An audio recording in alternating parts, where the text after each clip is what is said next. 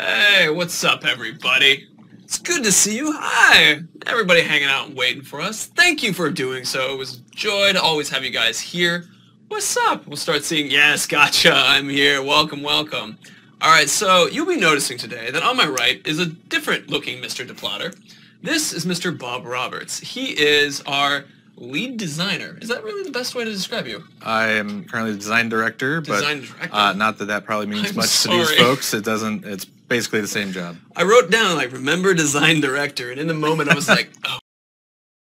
So anyway, hey, what's up, everybody? You're not Mike. It's true. It's Bob true. is I'm different not. than Mike. Whole nother person. Whole other person. But he's basically one of, oh, you're now Bob Ross. That's chat. Close. Thank you. I really appreciate that. So, anyway, today, if you guys remember what came out yesterday, was a Predator video from IGN Firsts. And we wanted to be able to walk through it with all y'all in kind of a similar way to how we walked through the previous IGN First video where you guys were able to choose what segments you wanted us to talk about. So we're going to do a magic little flip over so you guys can kind of see what that looks like. Up above me, you can see basically our various bits of the Predator tree. So this is what one of the trees will look like when you're playing Shadow of War and upgrading your Talion. Each one of the things that we have up there coincides with a set of names and different bits to it. The major thing we want to walk through is tell you about the other augments to the abilities that we didn't really have IGN show you yesterday. We want to give you guys a little bit of extra stuff. And yeah, I'm stoked about it. What about you? Yeah, it's going to be fun. It's going to be very fun. So right now, Andy, who is our amazing mix master at the moment, is filling out the votes so that you guys can start choosing. And you go ahead and hit go for the voting. Boom. So votes and polls are open, so go ahead and start voting if you guys want to check out the agility stuff, if you want to look at the brutalize. I keep looking at the camera to remember everything. Spectre just above my head. You got poison, you have chain, you have various options that you can try doing. Also remember, it is the exclamation point vote and then the object. So for those of you who are jumping in immediately with a chain or agility, we don't count those ones. Exclamation point is a hard word to say today. Exclamation point, and then chain or poison or whatnot. And we see the votes going through. Thank you, everybody.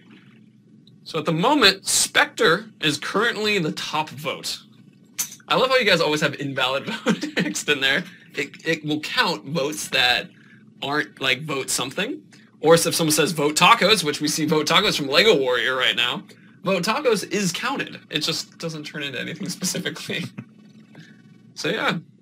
How are you doing, by the way, Bob? I'm doing good. Yeah, we had our internet stuff today. Oh man, that was terrifying. Oh, it's we had an internet disappear today, and it was just like, well, I wonder if I'm going to stream today with Bob, but we'll find out, I guess. Aslar the Karagorgi really likes your beard. That is the most chat name I've seen for this group. Aslar the Karagorgi. Well done. That's I nice. love it. All right, let's give one more refresh to see what people have. Spectre. Okay, so you guys want to talk about Spectre. Let's close out the vote and let's start talking about Spectre. So, for those of you who want to know a little bit more about Spectre, do you want to fill them in specifically on the basis of how it works? All right, so normally you can just run around in stealth and you hit the Y button on the Xbox controller, the triangle on the PlayStation controller, and you get the attract, right? You're hiding around a corner, you attract the guy over. So that's kind of just a default ability. The Deadly Spectre skill gives you the ability to hold that button down. You'll see the little bar fill on the guy, and which maybe wasn't even in the IGN video, actually. We've added that little bit of UI feedback since we captured that footage. But that's awesome. So you hold the button down, you see the bar fill up, and if you stay on him long enough, then it'll track him over just like a normal attract, except that you can move on, and once he arrives, the Celebrimbor will just pop out and take him out for you. Oh, that's awesome. Okay, so in general, this would be a situation where if I wanted to attract an orc and I brought them over, I would have to normally wait for them. But now is an ability that I can attract them over and then just carry on. Keep moving. Yeah. Oh, perfect. Yeah. So kind of to almost be faster in stealth. In a way. Yeah, absolutely. And it lets you kind of set up some chains too of like, you kind of do buddy takedowns with yourself. So time that thing and pounce on a guy. Oh man, Celebrimbor and Talion just out for a picnic and double takedown. Exactly. Oh, that's awesome. Okay, so let's begin to jump a little bit into it. One of the abilities, if I can make sure I get the name perfectly correct, was Terrifying Presence. It's one of the augments that we actually saw in the IGN video. And this particular one is the one that he does a Brutalize on top of it. Right. So by default, it's going to do a normal stealth kill on the guy that comes over. So you can upgrade it to do the other sort of forms of stealth attack that Talion can do normally. So, so the Brutalize is that upgraded stealth attack that you can stab the guy over and over and over and get a few other benefits that we'll probably talk about when we dig into Brutalize a bit more. But basically just makes Celebrimbor do that sort of super powered, terrifying attack when he wanders over. So, and that's like the hit. So if you wanted to increase your hit streak, for example. Right. The hit streak and might build up there, and then and it also kind of does this sort of fear bomb of anybody else who saw that terrifying shit go down will take off and start running. So yeah. Perfect. All right. So with that, there's actually one of the first augments that we didn't show in IGN yesterday, which was the Spirit Drain of the Spectre to go ahead and do. So what's the Spirit Drain? How is it a little different? So yeah, so similarly, it's another stealth move Talion can do on his own as well, where you sneak up behind a guy and you drain him. In this game, the drain is actually where you get your health back. You know, it's a little different from last time. This time, draining an orc, draining a little rat, whatever. You get a little health back from that. Draining a rat? Yeah. You're kind of a monster. So so you can set it up to do that stealth move when the guy comes over as well, which Drain's got its own set of augments in the skill tree elsewhere. So that means depending on how you spec out Drain, will also change how Celebrimbor acts and what you get from his attack in the Deadly Spectre move too. Okay, so depending on what you mentioned, so let's say Drain had an augment that you mentioned that you can get your health back with Drain. So this would be an opportunity to almost have like a delayed health return. Right. Ah, that's pretty cool. You mentioned the draining the rat kind of thing. So it's just basically there's a little mouse around there and you're like, my health's low, there's no Uruk nearby. Whoop. Yeah, pretty much. Yeah, I mean last time, you know, we had the flowers you'd go down and take and get health back, and this time it's just it's not just vegetative living things. Ah. We can take out more That's really funny. I love that. Okay, so you have the little kind of version of it. So we talked a little bit about this earlier to kind of give an explanation of how one could use Spectre in perhaps a less obvious way, which was if Celebrimbor and Talion are looking at a war chief who can be hurt by some form of stealth, you can do this sort of draw him over and then leave Celebrimbor to do a stealth hit. Now, the thing is normally when you do a stealth hit, you will have the moment where now they see you, you take a blow off with health. But now it's a Wraith. They don't see anything, so you can kind of kite them around doing that over and over. Yeah, so as long as you're being really careful about all the other enemies in the area that might be able to spot you as you sneak around, you could kind of kite them around, or like I said, do that buddy stealth kill where you drag him over and then sneak around behind him and get the sort of double stealth takedown back and forth with him. Oh, that's awesome. Would there be so with the Spirit Drain kind of thing, could you time it in a way where you would actually be able to dominate that war chief? That's interesting. When the captains and war chiefs and guys get broken, and so you can actually dominate them, Talion's got to actually get in there and do that himself, because you go into that whole loop of you got the guy down and you're deciding what to do with him and all that UI, which would be a little too hard to manage two of those going on at the same time. Shouting from Celebrimbor. So, yeah. Recruit him! What? Shame? Okay! That would be ridiculous. Okay. So with that, let's feel free to open up with some questions if you guys have questions about Spectre specifically. Being that we have a bunch more segments this time, I guess this will kind of happen a little bit faster, but I saw a question earlier that I missed, I'm sorry, because most questions are towards the end, but we have a question from JBJ Blaze. What you guys think about the mass brand ability and kind of like, that was from the DLC, I believe. Right, yeah, the upgrade where Celebrimbor would do the big AoE brand. Right. Yeah, we've got a few different ways to approach that level of power if you spec out right, but we're not actually doing that exact skill necessarily this time around. Okay. So could the Deadly Spectre be used to insta-kill a captain vulnerable to stealth from Suspect Rogue? Absolutely, yeah. And we've got a lot of different cool sandbox dynamics that can happen with these guys. So yeah, it'll trigger anything that a stealth attack would otherwise have comboed with. So. Okay, well, that's awesome. So we got one from Centaur Owens. Will Uruks be alarmed if the Spectre drains an Uruk but not see Talion? So I think I guess they're kind of asking about if you weren't doing Brutalize, is that like it's still a stealth kill. They'll still get so if you have a group of guys and you get one of them to come over and do the normal stealth kill, the guys who are there watching will still get alarmed. Like they'll still go, what the hell is going on here? and they'll start looking around. They'll get suspicious. They'll start Right. searching for you. So it gets tougher and tougher to maintain your stealth if you're trying to chain a lot of it together, but Okay. still be pretty powerful. Oh, that's awesome. Let's see. We had, can you do the Spectre takeout from above and behind a wall? So one nice thing about Celebrimbor Uh, being sort of non-corporeal is that he can sort of leap through the walls a bit. So if you're behind a low wall there and you get a guy over, once he gets close enough, he doesn't have to run around the edge of the wall and get him. He can just kind of pop through the wall and take a guy out like that. we see it in the IGN video where he kind of just flies into him. Up like, through, yeah. So it looked like that orc hadn't even yet become aware of the potential. Like Right, yeah. Oh, he was so- still on his way over, but he Right. got close enough that Celebrimbor just went for it. So he actually does the ability closer than what Talion would be able to do the stealth kill, or Right. Oh, that's awesome. Okay. We have a question from Epic Raccoon 2915. So can Cursed Uryx negate this effect? No, the curse doesn't actually impact the Deadly Spectre ability at all. There you go. Yeah. So it's not good. And with that, I think we should start the next vote again as we kind of go through this. I'm going to grab one more question real quick while we're prepping the vote.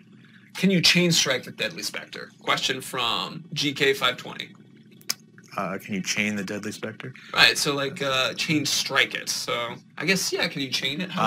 No, the chain that we showed off in the video is a different skill that has to start from Talion beginning the chain. So once Celebrimbor takes off in the Deadly Spectre, you could be off somewhere else looking at something else, and we don't want to rip your attention away necessarily at that point. So we keep the chain coming straight out of Talion. Perfect. Thank you. There you go. So just, I saw a couple of you start the voting before we upped it. Exclamation point, vote, and then chain, or then brutalize, or whatever you guys are going to vote for. So if you had tried voting prior to opening the poll, vote again. We'll count you that time. If you tried voting without exclamation point, vote, and then the word, try again. 1-1 Dr. Jekyll, vote Tom Bombadil. Is it Bombadil? Bombadil. Bombadil. Bombadil. Yeah, I remember Tom Bombadil. Is that how you spell Bombadil? Not even close. Close, you tried. There you go. You guys should just make one voting option always Aslar, I think. Always Aslar. Yeah, we see Aslar popping up a lot with that. Last I checked, I saw a chain look like it was the winning one. I'll let you guys know again. Exclamation part, Poisson. Almost. Man, you're making me speak weird. Exclamation point, vote poison. There you go. There we go. We got it. Chain is winning right now. I think let's do one more refresh, see how that's changed. Nope, Chain is the one. So let's do Chain. We'll talk about that. Close on the poll. And we're going to talk a little bit about perfect timing, really. Yeah. Since we just had the question about the linking it together. So Wraith Chain. Put that up behind. It's already behind me. Perfect. Wraith Chain, as you can see, you got two double Celebrimbors behind us right now. And so what's Wraith Chain? Yeah, so you'll go up behind a guy with Talion, do a normal stealth kill. Right. You have this skill unlocked. You'll see another prompt appear over the next enemy that you're kind of looking at with the camera. So you can aim around, pick the next target, hit the button again. Celebrimbor will come out, get that guy. From there, aim around again, find another target, and keep that chain going as long as you have focus. So the focus it's the sort of last game it was only really used for slow-mo and range mode. Right. But this time it's a resource that we're using for some of these other moves where Celebrimbor slows down time and does stuff super fast like this. Oh, that's awesome. So that means that if you, by default with the sort of starting amount of focus, you can get one guy or maybe two. The typical sort of fork in the road here is, do you want to maximize how much focus you have and the other elements that feed into your build and start putting together crazy long chains at the expense of other kinds of power, or not worry as much about super high focus and focus on other kinds of ways of growing? So if you really want to optimize it, you can get a lot of these chains linked together through a big group of guys. Oh, that's awesome. So speaking of focus, one of the first things that you get with the Wraith Chain is the Shadow Blade, which is the ability to hit that first person at 0 focus cost. Right. So that would be an example of trying to aim your build in the direction of, I want to just get this massive chain. Right. Or get like that extra bit of chain without having to invest as much in max focus too. So if there's some other ability or something that you wanted to focus on. Yes, exactly. It's confusing. Terribly. And then you can set it up and you can be like, all right, so I'm going to put a skill point in this one and then have this opportunity. Right. Cool. And then interesting part of the Wraith Chain, there is an ability in there known as Monster Hunter, which is, if you want to fill in specifically what it is. So the it's not as directly tied to the chaining so much as the stealth kills in general, but it lets you actually start doing stealth attacks on beasts. So you can sneak up behind a Caragor or a Graug and actually get a big hit in. So the Caragors will just die at that point. Graugs are a little tougher, so do a big chunk of damage and start working him down towards breaking him so you can mount him. But that's a good way to put that. Yeah. So it's kind of, we're in the situation where, like, coming up with an idea of, if I wanted to use the Monster Hunter, then I would be able to take out a Graug, start the branding process. So if I was more of a Talion that focused on riding creatures, that would be kind of one of the skills that maybe I'd want to invest in. Totally. Okay. And I guess so, versus if I wanted to focus on the focus one, so then it becomes that level of not needing to worry too much about either putting stuff in focus or getting that extra chain. Right. Okay. So I'd actually seen a line in here that was a little bit about how people... I just saw a note that our mics sound a little low, so I'm going to pop them up a little bit, just in case. How I saw some people talking about that Wraith Chain looks like it could be something that is more just crazy powered than what anything we saw from Shadow of Mordor, really. So what kind of, like, things are we going to be fighting against where Wraith Chain's really going to be useful, otherwise we would struggle with? Yeah, so, I mean, really high level, like, the thing we did in Shadow was a little bit more, I think a common criticism we got was, by the end of the game, you're kind of crazy overpowered. Yeah. And so we came into this designing the skill tree and trying to think of all the cool ways we can expand and all these new abilities that every time you come up with an awesome new ability, it's like just making him more and more powerful. Right. At the same time, we're putting a lot more enemies in the game. You got a lot more to contend with, and we have a lot tougher captains and a lot tougher sort of larger group fights and things like that. So it ends up at a place where even though your abilities like this one are getting more powerful than anything you did in Shadow stealth-wise, the first Shadow stealth-wise, you actually still end up really needing all that extra power to even tread water with the power you had in the first game. So it's a higher challenge, but more power in your toolbox as well. So a couple of possibilities though, like first of all, captains are still going to be tough. They're still going to reject that stealth kill and sort of end your chain. Like if you're chaining through guys and you hit a captain, he's going to stop you right there and catch you. And if this was a captain that was like mortally wounded to stealth, would you take him out with that. Oh, okay. It's still a stealth kill. So if you're really exploiting a vulnerability, it's gonna work great. Right. But if you run into a guy who's immune to it, he'll just reject you and start the fight and alert everybody to your presence. Kick over the Celebrimbor Wraith. Exactly. Oh, that's hilarious. So then the other thing you can do is sort of, if you're going to get 2 or 3 of these out before actually having to start a fight, and you see a really big group of guys, there's always that extra challenge of which special classes of guys are in the fight, even if there aren't any captains around. So you might have a couple defenders or a savage, and so you look at that group of guys and you can kind of target I'm gonna start with this savage, drop on him, chain over to the defender, and then try and chain to the other defender, and now I've at least got a group of infantry to deal with when the fight breaks out. Oh, that's awesome. So that kind of way where there's a strategic value to being able to jump around and kind of do this. Right. One note that I was thinking about is in kind of like from Shadow of Mordor is Shadow Strike, which is, I would say, the closest kind of thing that one could imagine to this, almost being that you could almost like teleport and take someone out. The difference being that now Celebrimbor goes and then returns. Right. Versus it used to be Talion and Celebrimbor would move at the same time. So Shadow Strike is still there as the, like, you're moving entirely to the new position. Right. But it's a very similar concept. It is that kind of, in Celebrimbor's perspective, you're going so fast these guys can't even see what's happening, right? Well, that's awesome. So with that, I think we should start opening up some questions and related to this. It's I'm seeing a couple questions that we can't talk about quite today. Specifically, Jake B-Man 15. But one that I saw that I thought was kind of interesting, we actually hit, which was the one about hitting the captain. So now we're looking through. Let's see. So we have a question, which when you're doing this, sending Celebrimbor out, can you also brutalize during this stealth attack? No, so that's one of the trade-offs, right? The brutalize is way more powerful in its own way. That because it's got that fear bomb, you're actually taking care of multiple guys at the same time with one brutalize, and that's part of where the balance becomes. The stealth chain is going to be normal stealth attacks, so you can get 3 or 4 or 5 guys if you're really pushing it. Versus the brutalize, if you're really focusing on that, you do that one super badass attack, and then 3 or 4 or 5 guys freak out and split. Ooh, oh, that's awesome. Let's see. So we have a question that this one is from Frost Alpha 550, and this is actually not specifically about the Wraith Chain.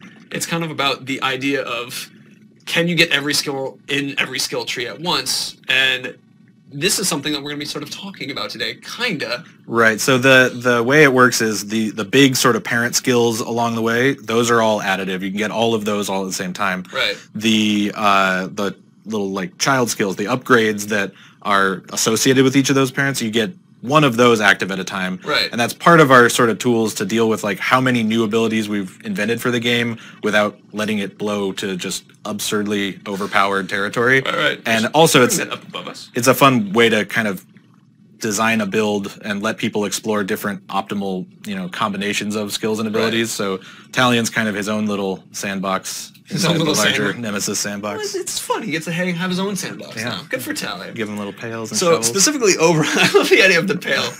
So specifically over us. So we have this one right here, which is a skill that is the Spectre one.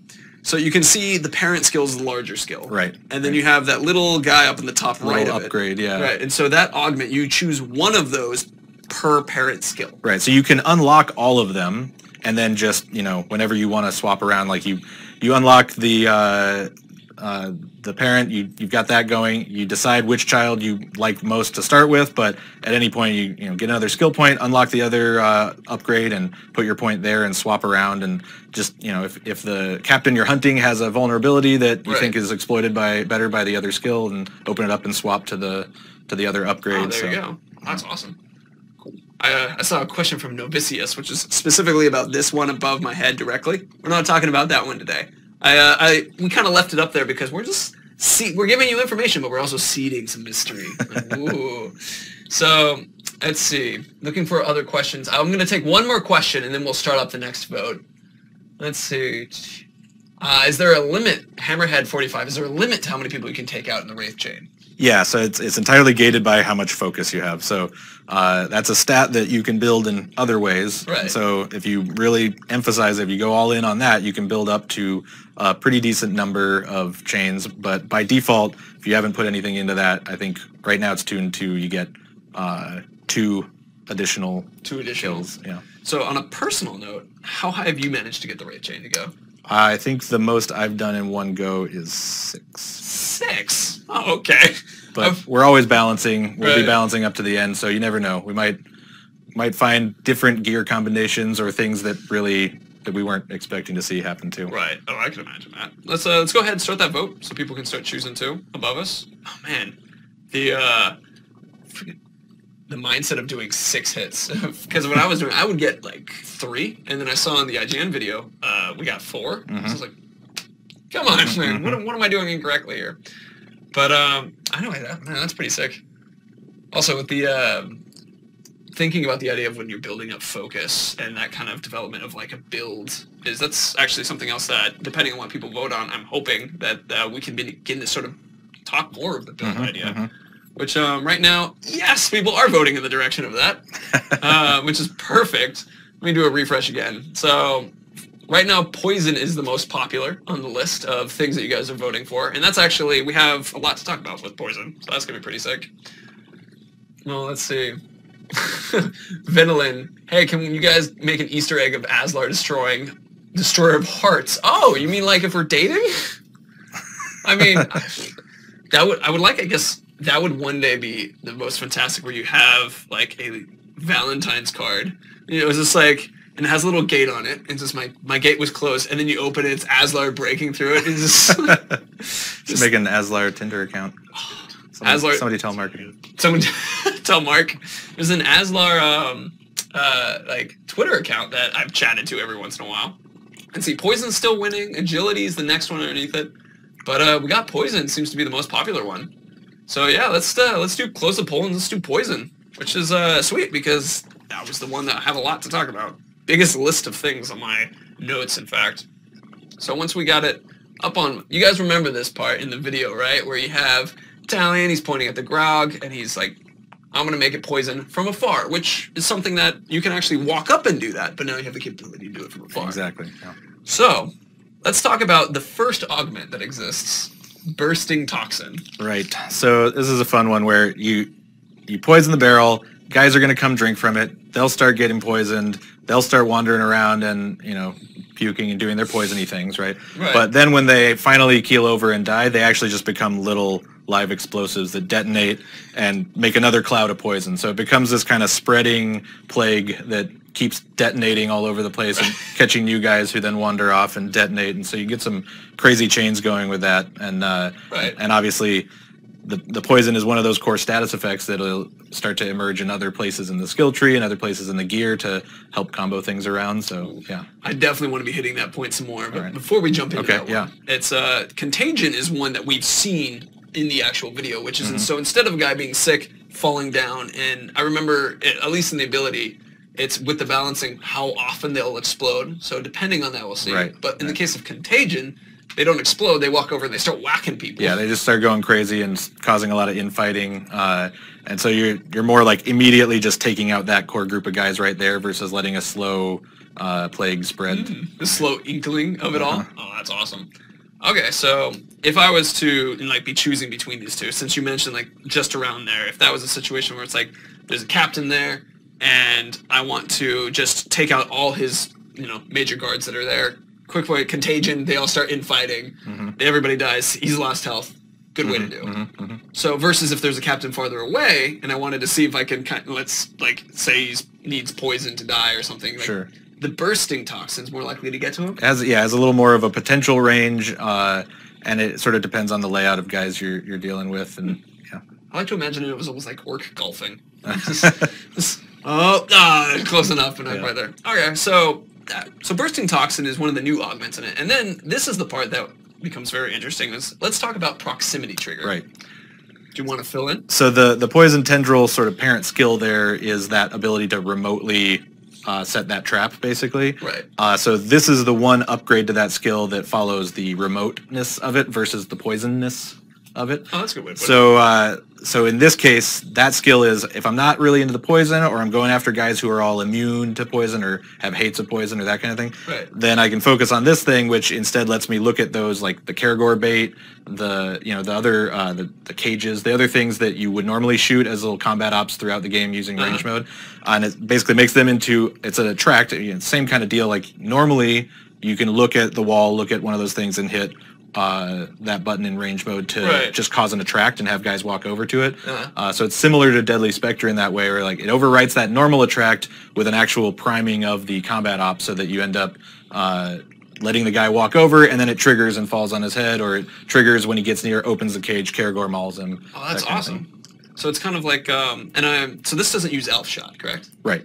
So this is one way to not need to use Elf Shot. Right. Conserve ammo. Conserve ammo, and so that's kind of the situation where, so you have like a captain who gets killed by a Caragor, and you mentioned that you could actually set that trap. So you set the trap, and then you could, instead of having to shoot the next thing and have it maul him, you can leave. Like, and just like listen from afar and like, I got him. Exactly, and set up those combos too of, you got the guy who's close to that Caragor bait and the guy who's close to that cage, and the guy who's close to that barrel, and kind of get the, let me poison the barrel, wait for him to start walking over, attract these guys to these other things, and have all this chaos just kind of trip off at the same time. So just like an immediate sudden drop. Yeah. Oh, that's really cool. So with that, because we talked about the augments, this would be the opportunity where, in the case of poison, there are other things besides this ability in the grog barrels that can create poison. Right. So something like Contagion or Bursting Toxin, do those also go into those things? Right, yeah, totally. So there's all the kinds of poison-related perks that can show up on gear, that kind of thing, that they're going to be about poisoned enemies generally. So any of these things that are going to spread that mean that you're just providing yourselves more opportunities to take advantage of other gear properties. There's some other skills that help combo into that as well. So yeah. Okay, so if I was to, let's say, had a sword that had poison. Right. I hit a guy, they become poison, we have Bursting Toxin on it. Right. Starts maybe exploding. Yeah, he might detonate now, yeah. Right. Okay, so but if I was going to be using Proximity Trap, that benefit of poison on the sword, it'd still do poison, but it wouldn't also do that Bursting Toxin. Right, true. Okay. So that kind of creates that level of like, If you want to go the all poison build, then you can really optimize all the skills and the gear and everything around generating as much poison as you can. Right. And as soon as you go into a fort that's full of guys who have hates of poison, you'll be like, what was I thinking? No! Yeah. But see all these fly nests above you, it's like, it'd be cool if I could just not need to shoot arrows at those. Yeah, and just prime those and let them just drop on everybody as they go. Oh, that's awesome. Okay. So that's kind of our build moment, which is if I had like a bunch of fire or I guess if I wanted to be the chaos guy, I could run in and just whack a couple guys running around the circle of orcs, and then they all start getting sick, and then they start fighting each other. Or I could be the more sneaky guy, and then be, that's a very cool sort of build differences with it. Awesome. So, in related to this, I fought for you guys to hear about this one. I wanted to talk a little bit about the spiders specifically, because this is a chat favorite, so I wanted to push. If you guys can take a look, actually, Bob, if you would point to your right a little bit, just like that. My right? Yeah, you're right. Exactly.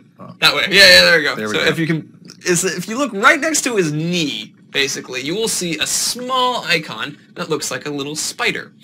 Little spider there is because you can summon this spider. This is these guys are poisonous guys specifically. So if you were going to be summoning these spiders and they have poison, how would it work with bursting toxin, for example? Well, yeah, so it's another way guys can get poisoned. So anything you have augmenting poison, or the things you get to do to guys who are poisoned, are obviously going to get triggered off of these spiders, because they're going to skitter around and start, infecting everybody too. Oh, dude. I like to imagine it as like mobile landmines kind of thing, where it's just like, go my little explosives. Yeah. Or you have that same thing where it's maybe you want them to all fight each other, contagion-wise. Exactly, yeah. So there's that. And then, on top of that, or you would choose not to have these things, proximity. Yeah, it's another way to kind of isolate that poison too, if you're wanting to make the optimal sort of mixed bag build where you're ready for any possible challenge, because you never know when a captain's going to just ambush you and tackle you and be like, here I am, and I have a hate of poison, and then you go, no, why do I have the poison sword on right now? That you could have that kind of careful build where maybe you don't have poison on your gear, but you've got these spiders in your back pocket just in case a guy with a vulnerability shows up, and you're like, here, have these. Pocket spiders. Pocket spiders.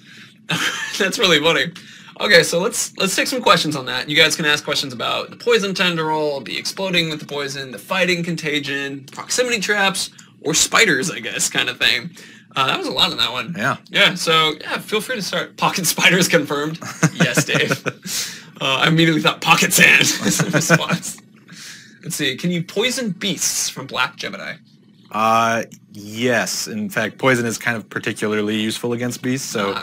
Yeah, you'll see that do a pretty decent chunk. The Graugs are huge and terrifying and very tanky. Yeah. But because the poison really, it skips the thick skin, gets right into the bloodstream. So spiders are actually pretty good against the Graugs. Oh, that's cool. Yeah. I actually didn't even think. I haven't tried that yet. That's awesome. Let's see. We have a question specifically from Chaim Seiler. Spider size in general? They're enormous by human normal world spider standards, but they're not they're more in this range. They're kind of beaverish. Beaver, I guess is. That's horrifying. Giant, poisonous, eight-legged beavers. Jeez. This is actually a pretty interesting question. I don't know if this is one we can. So feel free to say no comment on this one. But how do we get these skills or skill points? So most of the skills you're going to unlock by leveling up, earning skill points. It's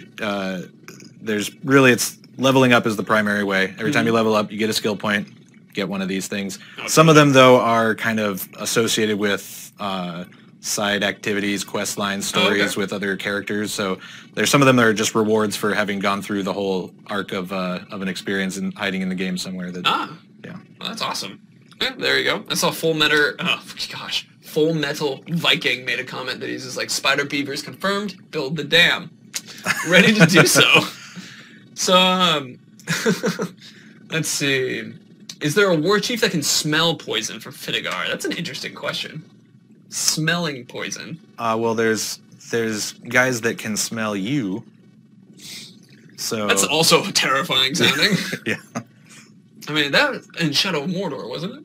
The ability to sniff out. Yeah, we had those sniffers occasionally. There's a bit more sophistication to that this time, but we won't go much into that. Sophisticatedly smelling you out. Interesting. Cool. We got a question here, which is, can you remote trigger the traps instead of having them set off by movement? Was Mr. Arbiter's Spark.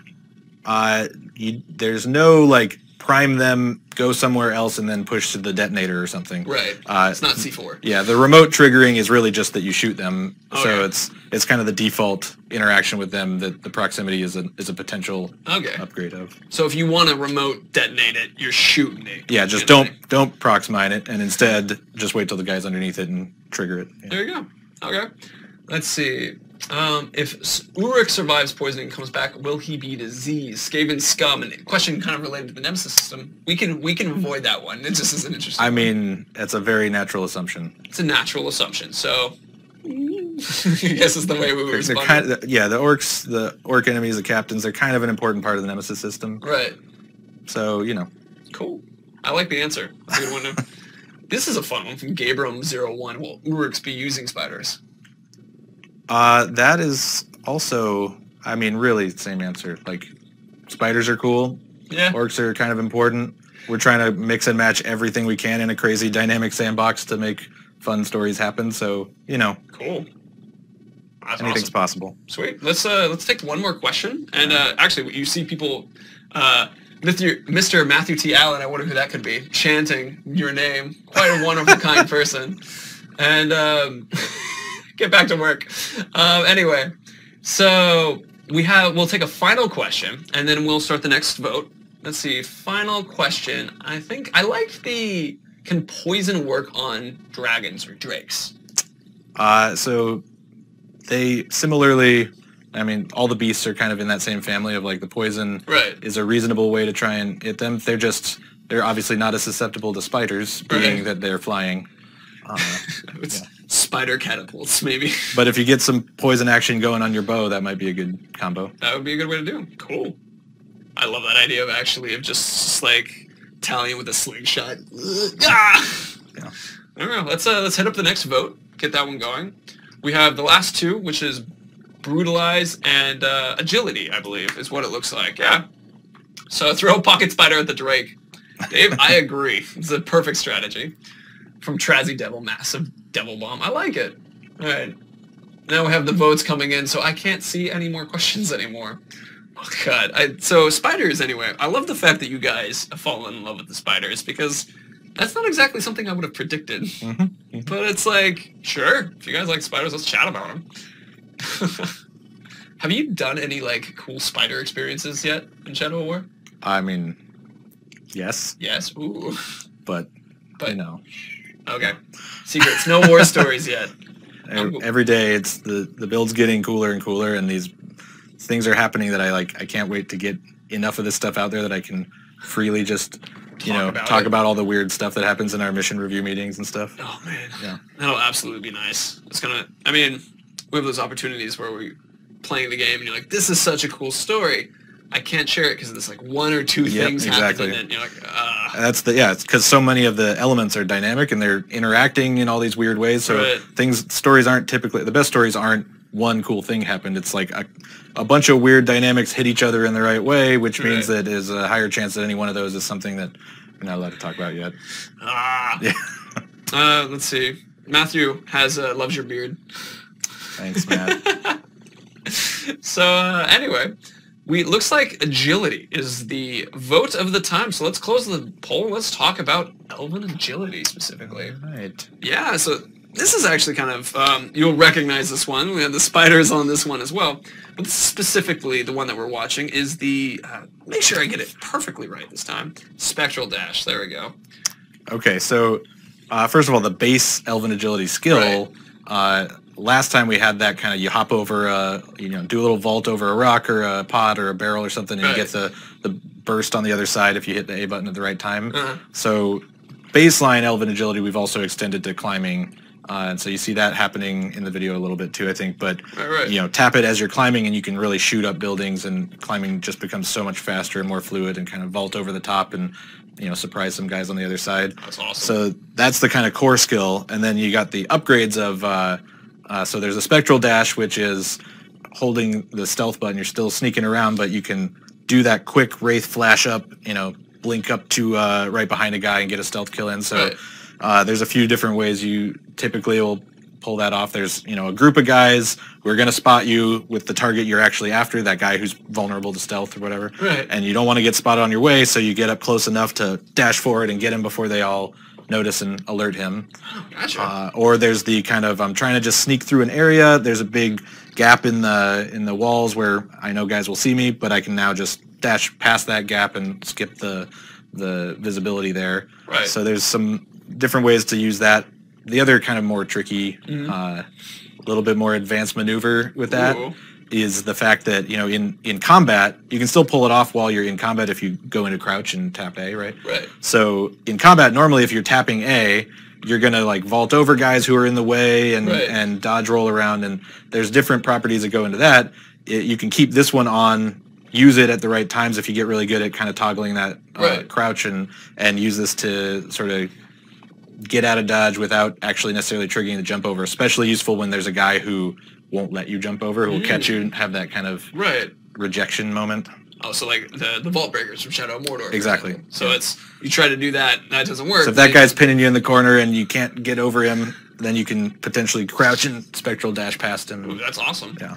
So we'd mentioned this a little bit earlier too. If I was in a position where I had like an emptiness that I had to cross with Urix looking this way, and I needed to go from one wall to another piece of cover, would the Spectral Dash have me be seen as I'm making that jump?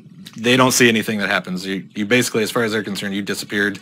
You reappeared over here, so... yeah. Mini teleport kind of thing? Yeah, exactly. So it's like, in the middle of a fight, you can kind of blink around as you described it, or if you needed to be hidden, you could, and like, cross openings that don't let you do so. You can just... blink past, yep. Ooh, that's pretty cool. Yeah.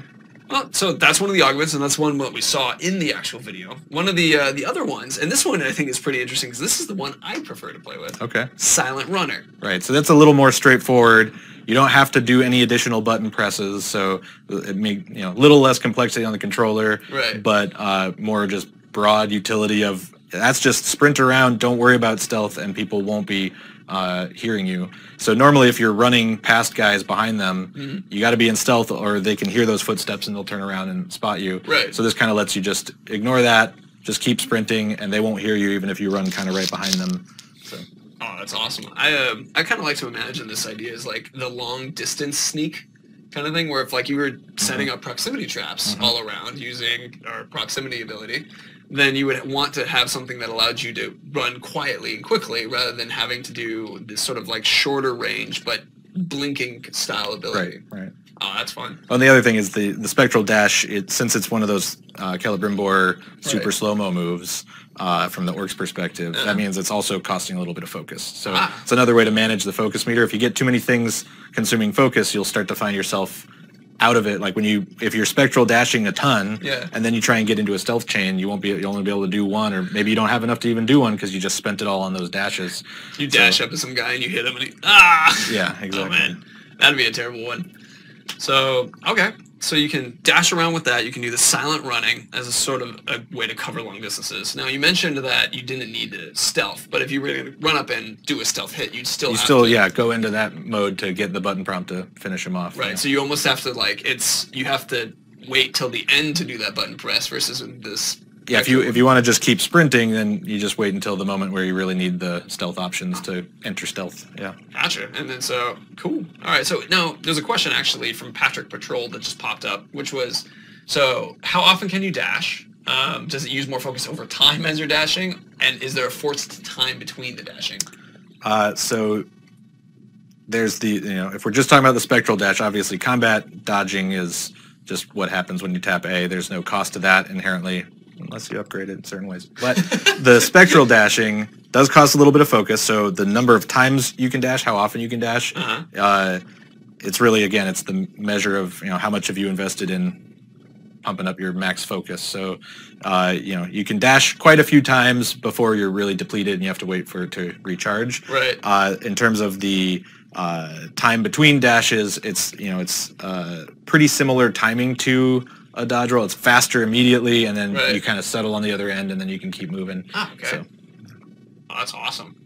Sweet. So with that, let's. I started a question without saying we're going to start doing a question, but let's answer some questions related to the Elven Agility.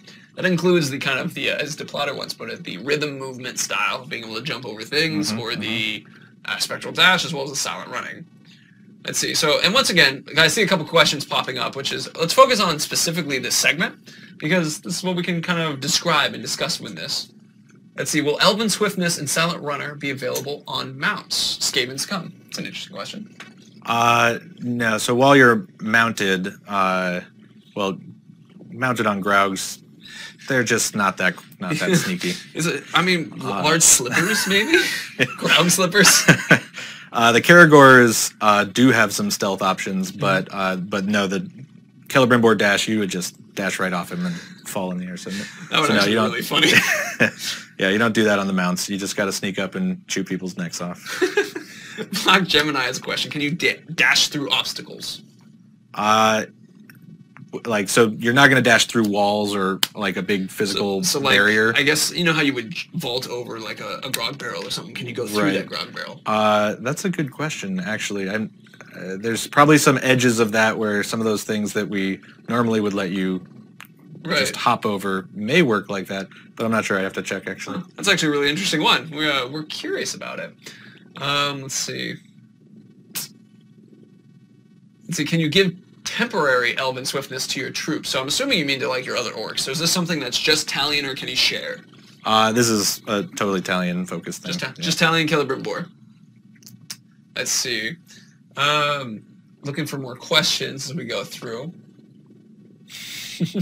Someone was asking, can we get all unlocks in the game? So Descender787, I think, is referring to, can you unlock all the augments as well, not necessarily selecting them? Yeah, you can unlock everything. You just only get one of those upgrades active at a time on each skill. So if you unlocked the entire tree and every single augment on every single one, you would have a complete leveled up character, but your build would still be balanced based upon whatever augments you choose. Right. Okay, there we go. Let's see. Does this possibly let you have unlimited stamina to run? From Jake B-Man15. So there's the normal sprinting that you did in the last game. Right. There's no cost to that. The tap the A when you land and have that speed burst. It lasts for a fixed amount of time. Right. And then it fades off, and you got to find another way to land and another jump.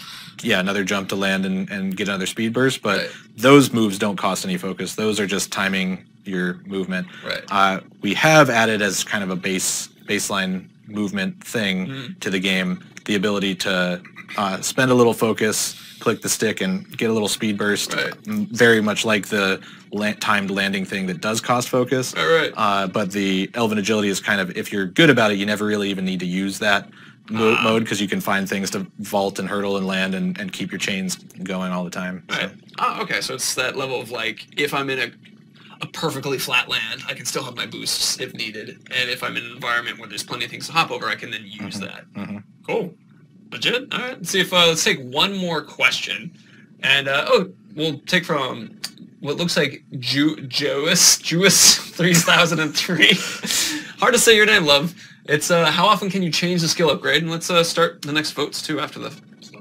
Oh, there's nothing else to vote. That's right. We're going to do agility. Go ahead and just put it up for the sake of so people can look at the options that we have. But yeah, let's go ahead and finish the. So how often can you change the skill upgrades? Yeah. It's basically pause the game, go into the skill menu, respec how you want. Right. So it's not on the fly, but it's something where it's you can do it relatively with ease. Yeah, you can do it whenever you need to. I think for us it's kind of important because of how not only are the orcs all different with their different strengths and weaknesses, but the fact that they're so unpredictable means that I can choose to hunt this guy, spec myself out to hunt him, but even on the way there, I could just get ambushed and tackled by somebody who's going to have a totally different set of strengths and weaknesses. So we didn't want to cut off the sort of strategic fun of looking at that guy, understanding his gameplay, and going in and speccing yourself out to fight him. So it's pretty much whenever you want, go ahead and shuffle around your skills. Ooh, that's awesome. Okay, so for an example, if I was to, the thought process is, it's not necessarily designed for, someone to jump in the air and do that slow-mo air bow thing, and then have that opportunity of, proximity trap that, and then turn, and then shoot a barrel, and then it becomes poison contagion or something, because they pause switched real quick. Right. Would that actually stay, though? I'm kind of curious. Now I'm actually wondering that question for myself. If you That's a good question. Proximity That's a good question. Ah. I should write something down and then go test that, actually. That's actually, we might need to double check that one. Anyway, so with that, we actually have our final thing right now. Not really much of a vote because it's we're going to talk about Brutalize, the love one, which actually, this is something I'm entertained by, especially because in this particular one, we actually have a new mechanic that we haven't really had a chance to talk about. But before we jump you into that, let's talk about Brutalize. What was Brutalize? Yeah, so base skill is sort of that classic thing we had last time of you get up behind the guy, and instead of doing the quiet, sneaky, hand over the mouth, slit the throat, lay him down, now you do the like stab, stab, stab, stab, stab, stab. Right. Hey, everybody, I'm here. And so that, by default, it makes a couple guys freak out and just run away immediately. And then you also have the fact that it's building up your hit counter to start a fight. It's the fight starter stealth kill. When you're ready to exit stealth and start swinging your sword, this is probably the way you want to do it. Right. So you freak out a couple guys, make the fight a little easier out of the gate, but also build up the hit counter and build up your might bar, which is the new thing here. Before we jump on that one, though, we technically have to hit the augment Terrorize first. Okay, so Terrorize is really just focusing on the fear side of that ability. So by default, you're going to see one or two guys freak out and run away when you do a Brutalize. Terrorize is going to just amp it up so that it's even scarier. More guys are going to just freak out and run away. Okay. There you go. So that's kind of the mindset of if someone's scared of brutality, or if you have a large group and you're like, I only want to deal with one of them, crazy Terrorize, dealt with that one, build up your hit counter, that kind of thing. Cool. And now, Unyielding Ferocity. Yeah, so this one is the upgrade that focuses on the hit counter and might building side. So every stab in that Brutalize is going to bump up your hit counter, and it's going to give you some might. And the might bar is the way we're gating those executions this time. Those the moves where you press two buttons, you do an instant, chop the guy's head off, where he totally never comes back from that. Like hitting the ground or whatever. Exactly, yeah. So that's what the might is actually used for. Rather than being driven entirely off the hit counter this time, there's just a clear resource. You're filling that bar. When it's full, you can do it. So you don't have to do any more of the math of like every 8 on the hit counter, and then did I spend it? But I waited till 10 to spend it, so now it's 18 instead of 16. And so now it's just much more clear. It's on the might bar, and there's other kind of skills and augments and upgrades that go into that little economy now too. But the hit counter is still relevant in different ways. So it still is driving up your damage that you're doing in combat. It's making you more likely to knock guys down with every hit. And then, of course, there's going to be fun combos with gear properties that play into that the hit counter can be valuable for. So if you're still like a combat aficionado who's really into making sure that you never get hit and you keep that streak going, that'll still be really beneficial, even though the executions aren't driven off of that anymore. Okay. So it's just actually something that I think is an interesting note. If I was to fill up my might meter, does that decrease when I leave combat? So there's different augments to... Depends. Yeah, there's different ways to spec that out too. So that's just another thing you'll be able to customize a bit. Cool. There you go. So it's the idea basically is, so for these executions now, it's not connected immediately to the hit just counter. The hit counter, yeah. It also has the ability for you to just have, like, potentially to save it when you're out of combat, so you could start a fight with an execution or something even. Right. Cool. There you go. So let's start going with questions with that. Actually, someone was asking, can you summon a Drake? And because you're looking at the icon that we have on the screen right to our rights again. And actually, DePlotter mentioned that last stream. Yeah, that's that is an okay one. You can do that. It's as he put it, slower cooled or longer cooldown. Longer cooldown. It's a very it's a skill that's much deeper in the game. So you're not going to be arriving in Mordor this time and then going, which should I do? Start to run a little faster or call in a Drake? That won't be an early choice you make, but it'll get there. It's like, I love that idea. It's like, Elven Agility or summon fire gods from the sky. Yeah. So, let's see. I saw a question. Yeah, so there's the augment, the upgrade that we talked about that lets you stealth kill beasts at all. But no, we don't have additional variants of stealth killing them. That's kind of the one upgrade that lets you pull off a normal stealth kill. Okay, so no, like, brutalize a Caragor, and then all the Caragors run away. No. No. Gotcha. All right, let's see. Looking... Carbaluk, can you brutalize an Overlord? Well, you can certainly try. You could... So, I guess, if you were sneaky, maybe? Yeah, so it's, the Overlords, you watched the gameplay announce video where we went through the whole Fort Assault and we came into his keep and... See us coming. Yeah, you're kind of walking into his home here and approaching him directly on the throne. So it's theoretically possible if you're tricky enough. There are ways that you could get to that point of breaking his attention, getting out of the way, letting him lose you, and then sneaking back up and pulling one off. But you're also then relying on him actually being vulnerable to that, or at least not immune to it. And he's going to be a pretty high-level guy, so you never know. It's true. I remember reading or having a discussion before when people were asking if you could just dominate an Overlord.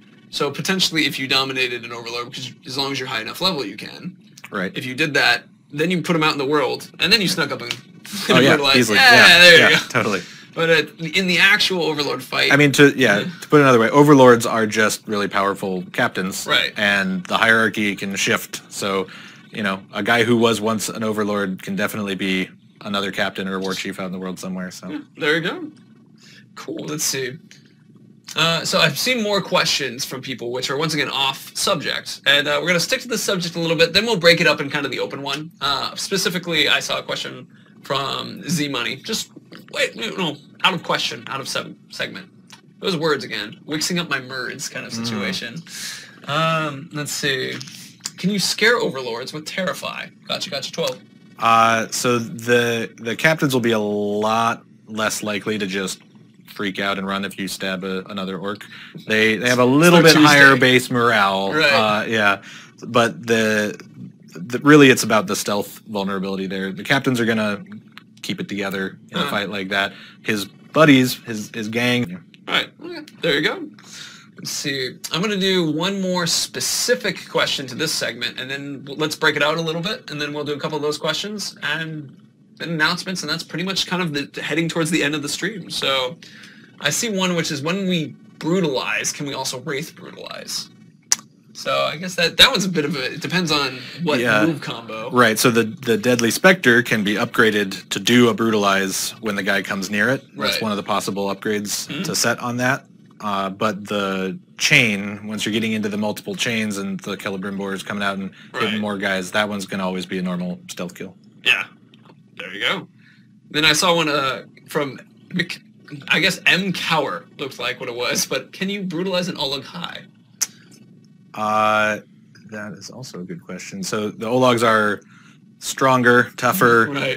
They are less likely to just go down with one big stab, but you know, there's a lot of combos that are possible there. So they're likely to reject you initially and not be killed by it right away, but you can weaken guys and go at them and take them out. So that's awesome. Cool. Let's see. So as we go with that, I think that we can open up a little bit more to some more general questions now, and we'll take 4 or 5 to go. And then so one I've seen coming up a bunch in all the other categories that we can just answer real quick. Yeah. Can Aslar become an Overlord if he survived? Totally. Yeah. Totally. There you go. Yeah. I've run into other orcs with the name Aslar, and it's interesting to actually hear the name spoken, you know, because I was just like, it's not Aslar, it's Aslar. And I was like, oh my goodness, it's the actual pronunciation of this guy. Let's see. You know, I got one real quick from Gabrum01, which is, will there be normal soldier Olags? Yeah. Yeah, it'll be like the grunt Olag kind of thing. Non-captain guys, yeah. Yeah, they're out there. Let's see. I mean, of course, if they kill you, then they'll become a captain. They become a captain. That's how that happens. Yeah. There you go. There's some... I'm going to actually hit a couple of these. Skaven Scum, Rideable Olag High. It's like, what do you mean like a mount? Like, what's these hilarious I'm not going to say no, though. Yeah, we're not going to say no. Let's see. We're popping, like, Captain's vulnerable to poison from Dragon Barn 007. Yeah, that's a thing. You can be enraged by poison. Yeah, invulnerable, vulnerable, yeah. Yeah, so it doesn't do anything. Have a fear of it. See a poison guy, run away from it. Yeah. Like, let's see. Oh man, that was one of my favorite recent stories from a mission review. Yeah, it's having a guy drawing out a war chief, doing the mission that draws the guy out, right? And then having him trigger his fear, right? And I run up to him. He's doing a showdown. He comes out. He's announcing himself. He's looking for me. As he finishes, his fear gets triggered as I'm getting control back. So I run up, and as soon as I get there, his bodyguard is just beating him to death.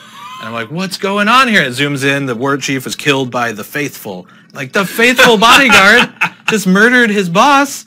And I zoomed into that guy, and he had, of course, enraged by cowards. So his boss freaked out. He got upset, and that was it. So these are actually some almost like new personality things in a way, because we have the boss freaks out because he's scared of poison.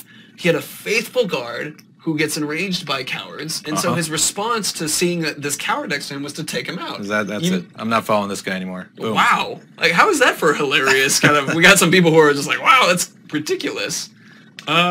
You know, actually, we got another question from Yopastank. Name, how many executions can we store? So it's like in the case of the might bar kind of thing? Yeah, so one full might bar is one execution. It'll consume it.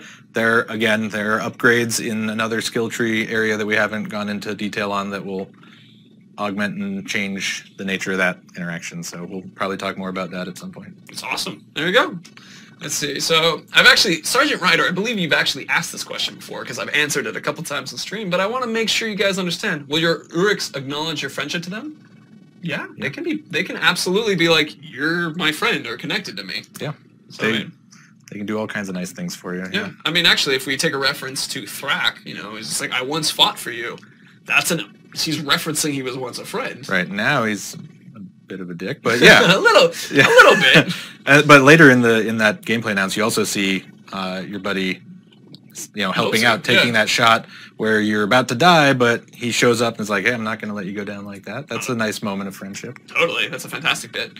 So, let's see. I see a question, which is, we're not talking about characters right now, Elvildir, but I like the joke. Some of these people I've chatted to off of in forums and in Twitter and in a variety of other places, and there is a lot of interest in dwarves to ask, and we're not talking about characters right now, but it is probably just underneath spiders, and then Aslar, spiders, and then dwarves are kind of the chat like scale of what's most fun. Let's see. Oh, here's an interesting one from Echo 9 Games. Can a war chief dethrone a friendly overlord and take over the fortress? A friendly overlord? Friendly overlord. That is not likely to happen. Not likely. It is possible for, I believe, for an enemy war chief to get a little uppity and try and take over the fort. Right. But once it's yours, you own it. More friendly in there. Yeah, you can keep a little tighter control over their impulses. I mean, not complete control. Right. But a little tighter. A little tighter. Okay, I like it. Oh. Let's see, let's do like 2 more questions, and then I got some stuff that we should be chatting about. Let's see. I think I've seen this one pop up a bunch since I mentioned the class, the Savages. Yes. I just want to clarify real quick so nobody gets too excited that someone actually answered it in the stream, in the chat stream as well, but that's just a terminology change from last time. Last game they were called Berserkers, the dual wielding axe guys that you can't hit front on, you have to stun them. Right. Those guys, and this time they're called Savages because little terminology switch. We needed the word Berserker for something else that we'll go into later. There you go. If you guys remember from a stream we did a couple weeks ago where we actually created a Berserker Nemesis in Shadow of Mordor. That's now what a Savage is. That class, yeah. Yeah, exactly. Let's see. I guess, maybe not final question, but almost to do it. I love the Mammoth King has been asking this question a bunch, which was, can we do mass branding assuming willing applicants? Which I love the willing applicants part of that. I'm not entirely sure what that means, but I think it's a piece of like paper that you have to write. Like they sign up online. They fill out the mass branding application. Right. Get in line. You can brand everybody in the world, right? And they're usually not that willing, but you kind of do it anyway. Right. There you go. That's kind of Talion's thing. Talion's thing, yeah. I guess maybe it's more Celebrimbor's thing. Celebrimbor's thing. I don't know. They're kind of together. Yeah. I mean, they're certainly close. So, Nico746, are there going to be power struggles between friendly Uruks? Which we've actually mentioned that a little bit. I mean, well, you're their boss, so you can kind of make it happen if you want. I love that idea. It's just like, I'm pitting you against Steve. It's like, fine. All right, so let's do one more. Somebody will come out stronger. Someone will come out stronger, yeah. Let's do one more, and then after we get that one more, I got some stuff to chat about, too. Let's see. This is an interesting one. I've actually seen this one a couple times too, which is what happens if you die during an attack on the fortress? Can you still win that fortress attack? Yeah, so the nice thing about this big open dynamic sandbox is we can put a big crazy goal like that that's really overwhelming if you were to just walk right up to it. Right. And we're kind of into people dying in the game, so we'll let you just go up and give it a shot. Where do you die? Die immediately. I mean, dying in our game is just like start some stories with some orcs, you know? Right. So what'll happen, like if you bring a bunch of guys in and you just walk up and get murdered right at the first capture point, right. You're going to see time move forward and things will shift around appropriately. Some of the guys you brought in might have been killed. Some of them might be captured and you have new rescue missions to go after them or that kind of thing. Right. And you'll resurrect and everybody involved will level up appropriately, or you know, anybody you killed along the way will still be dead. So you might have made it halfway to victory, and at least the next time you go at it, you still got that progress. Okay. So it's in that way, it's almost like more natural built-in checkpoint of the work you did is done, but yeah, of course things move forward as well. So new challenges might emerge. The guy that you almost killed that had that mortal vulnerability to poison might have actually grown out of that by the time you come back. So they've grown up. All kinds of things. Their fear. Yeah, exactly. Oh, that's awesome.